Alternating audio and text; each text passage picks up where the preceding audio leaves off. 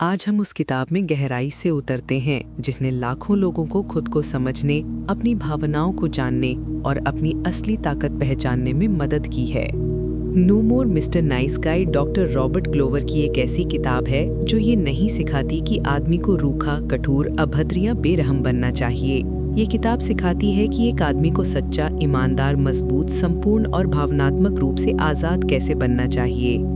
ये किताब उन अदृश्य जंजीरों को पहचानने में मदद करती है जो पुरुषों को सालों तक बांधे रखती हैं। सीमाएं ना रखने की आदत, दूसरों को खुश करने की मजबूरी, अपनी असली इच्छाओं को छिपाना, गुस्सा दबाना, पसंद किए जाने की निरंतर भूख और सबसे बड़ा डर कि अगर वे बहुत अच्छे नहीं रहेंगे तो उन्हें प्यार नहीं मिलेगा।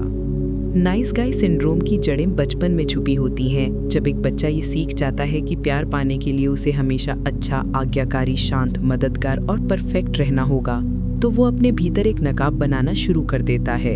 ये नकाब उसकी असली पहचान नहीं होती बल्कि एक सुरक्षा कवच होती है। वो सीख जाता है कि गुस्सा दिखाना गलत है, अपनी इच्छा बताना स्वार्थी है, अपने लिए खड़ा होना बुरा है और सच बोलना जोखिम भरा है। कई लड़के ऐसे घरों में बड़े होते हैं जहां या तो भावनाओं की इजाजत नहीं होती या माता पिता इतने अनिश्चित होते हैं कि बच्चा अपने आप को अनुकूल मनाने लगता है। कुछ के पिता भावनात्मक रूप से दूर होते हैं, कुछ की माँ अत्यधिक नियंत्रित करने वाली, और कुछ परिवारों में बच्चा शोरगुल, टकराव या विवाद देखकर खुद को पीछे हटा लेता है। धीरे धीरे वो फैसला कर लेता है कि प्यार पाने का रास्ता सिर्फ एक है, अच्छा बनो, बहुत अच्छा बनो, इतना अच्छा बनो कि कोई भी तुमसे ना खुश ना हो सके। लेकिन इस अच्छेपन के पीछे एक बच्चा चुपचाप डरता रहता है। बड़ा होकर वही बच्चा एक ऐसा आदमी बनता है जो दिखने में आकर्षक, मीठा, सौम्य और बेहद समझदार लगता है। वो हमेशा दूसरों को खुश करने की कोशिश करता है, विवाद से बचता है, ज़रूरतें दबाता है और मुस्कुराता रहता है, भले ही वो भीतर से टूट रहा हो। वो हर किसी के लिए अच्छा बनना चाहता है लेकिन खुद के लिए कभी अच्छा नहीं बन पाता, और इस कोशिश में वो थक जाता है, टूट जाता है और कहीं ना कहीं खुद से नाराज भी रहता है। डॉक्टर ग्लोवर बताते हैं कि नाइस गाय 3 गुप्त समझौते यानी कोवर्ट कॉन्ट्रैक्ट्स पर चलता है। पहला, अगर मैं हमेशा अच्छा रहूंगा तो लोग मुझे प्यार करेंगे। दूसरा, अगर मैं बिना मांगे सबकी ज़रूरतें पूरी करूंगा तो मेरी ज़रूरतें भी बिना मांगे पूरी होंगी। तीसरा, अगर मैं किसी भी प्रकार का विवाद टाल देता हूं तो मेरा जीवन आसान और शांतिपूर्ण रहेगा। लेकिन जीवन ऐसे नहीं चलता। दुनिया उन समझौतों को नहीं मानती जो बोले ही नहीं गए। लोग आपकी मन की अपेक्षाओं को नहीं समझते, और जब ये अदृश्य उम्मीदें टूटती हैं तो नाइस गाय दुखी, नाराज, चुपचाप, गुस्से से भरा और कभी कभी फट पड़ने वाला बन जाता है। वो सोचता है कि वो तो सबके लिए अच्छा कर रहा है, फिर भी कोई उसकी कदर क्यों नहीं करता।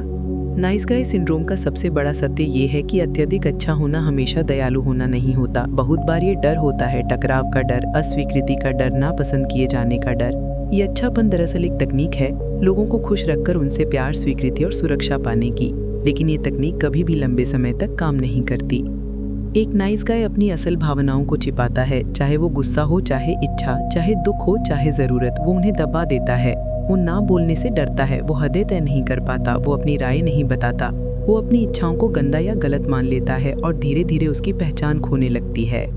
रिश्तों में वो ज़रूरत से ज़्यादा देता है, उम्मीद में कि उसकी इस अच्छाई का बदला तभी मिलेगा जब वो चाहेगा, लेकिन जब बदला नहीं मिलता वो भीतर ही भीतर फटने लगता है। समस्या सिर्फ रोमांटिक रिश्तों में नहीं होती, करियर में, दोस्ती में, परिवार में, हर जगह नाइस गाय अपनी ही उपस्थिति खो देता है। वो हमेशा दूसरों की ज़रूरतों को ऊपर रखता है, वो हमेशा खुश रहने का दिखावा करता है, वो हमेशा मजबूत बनने की कोशिश करता है, लेकिन ये मजबूती दिखावा होती है। असल में वो लगातार डर में जी रहा होता है, प्यार खोने का डर, सम्मान खोने का डर, स्वीकारे जाने का डर, खुद होने का डर। इस किताब का सार यही है कि नाइस गाय को अच्छा नहीं बल्कि असली बनना सीखना होगा। असली आदमी वो है जो अपनी इच्छा को जानता है, जो अपने डर को महसूस करता है लेकिन उससे भागता नहीं, जो रिश्तों में ईमानदारी से संवाद करता है, जो सीमाएं तय करता है, जो अपनी ज़रूरतों को उतनी ही अहमियत देता है जितनी दूसरे की ज़रूरतों को देता है। नाइस गाइज के लिए ये बदलाव सरल नहीं है, ये डरावना भी लगता है, लेकिन यही बदलाव उन्हें आज़ादी दिलाता है। डॉक्टर ग्लोवर बताते हैं कि एक नाइस गाय को सबसे पहले ये एक्सेप्ट करना होगा कि वो पूरी जिंदगी लोगों की स्वीकृति के पीछे भागता रहा। उसे ये समझना होगा कि बहुत अच्छा होना कोई गुण नहीं बल्कि बचपन का बचाव तंत्र है। वो ये भी समझे कि भावनाएं दबाने से वो खत्म नहीं होती बल्कि भीतर चुपचाप सड़ती रहती हैं। वो ये महसूस करे कि उसकी मासूम अच्छाई में भी छुपी होती है निराशा, शिकायत, अपेक्षा और कभी कभी हेरीफेर भी, और जब वो इस सच्चाई का सामना करता है तभी परिवर्तन शुरू होता है। परिवर्तन का पहला कदम है अपने असली स्व को स्वीकार करना, अपनी भावनाओं को महसूस करना, अपनी इच्छाओं को पहचानना, अपने गुस्से को समझना, अपने दर्द को देखना। नाइस गाइज के लिए गुस्सा व्यक्त करना सबसे कठिन होता है, क्योंकि उन्हें सिखाया गया है कि गुस्सा गलत है, खतरनाक है या प्यार को खत्म कर देता है। लेकिन असल में गुस्सा एक संकेत है कि कहीं कुछ गलत है। यह हमें हदें बताता है, जरूरतें बताता है, असुविधा बताता है। एक परिपक्व आदमी गुस्से को दबाता नहीं, बल्कि उसे स्वस्थ रूप से व्यक्त करता है।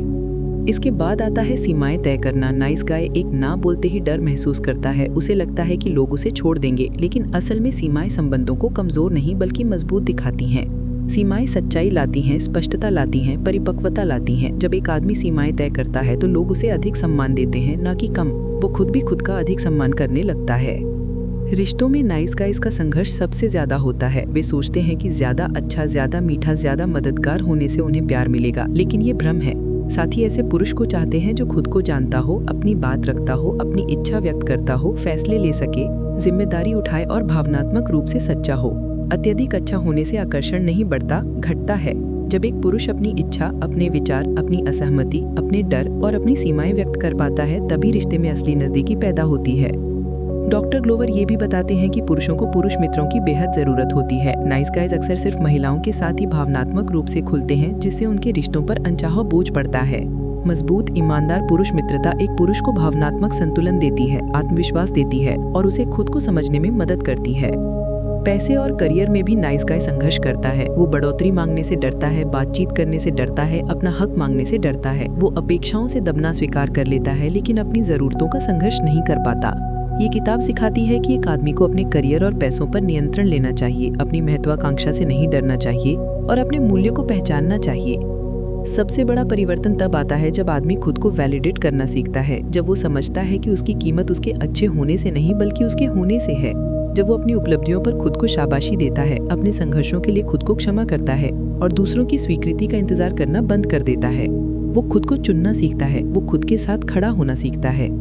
इस किताब की अंतिम शिक्षा यही है कि एक आदमी को एक इंटीग्रेटेड मैन बनना है, एक ऐसा व्यक्ति जो भीतर से पूर्ण हो, जो न तो अपनी भावनाओं से शर्माता है, न अपने डर से भागता है, जो ईमानदार है, साहसी है, संवेदनशील है, सीमाएं तय करता है और खुद को महत्व देता है, जो न तो अत्यधिक नर्म है और न ही अस्थिर रूप से कठोर, जो अपनी मैस्कुलिनिटी से डरता नहीं बल्कि उसे अपनाता है, स्वस्थ, संतुलित और सम्मानजनक तरीके से।